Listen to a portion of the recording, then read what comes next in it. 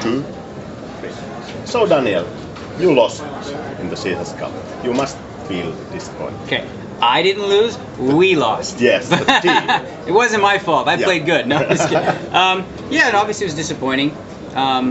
You know, they played well. Their team didn't make any mistakes. That was one of the reasons we lost. The second reason was in all the all-in confrontations, we ran very subpar in terms of, like, you know, luck. Yeah.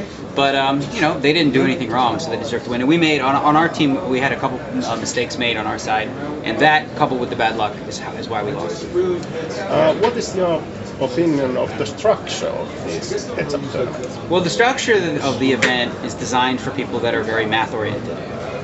So, for example, you know, I fielded a team like Bill Chen, Jared Anchorman, Chris Ferguson, those type of players who, you know, have it basically perfected.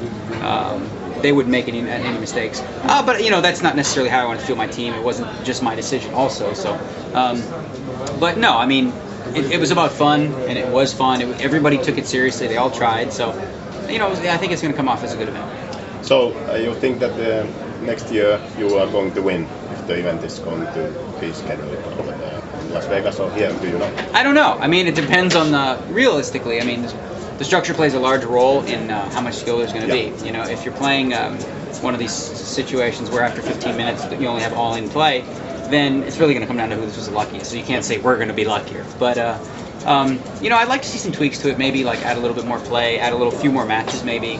And I'll talk to them about that and see what they think. Okay. Finally, about this Cup, what do you think that Hilary and Patrick, how did they play? Actually, you know what's interesting? That was the match where we had the best players, where you had, you know, my best team, which was Phil Ivey and Huck Seed, and Patrick and Zygmunt. And I found that in that structure, like they don't have a lot of experience aside from Huck in that format. And I felt they all made some mistakes. And I think they would say, yeah, they did. Ivy made a couple boo-boos because you know, it's not something that's formatted to his. He's used to playing deep stack poker. That's not what this was. So, you know, in the first 15 minutes, it was really good poker, and then after that, the teams made some mistakes, both. Okay. I have to say that I've been discussing with Hilary and Patrick, and they are very sure that after the beginning they are going to win.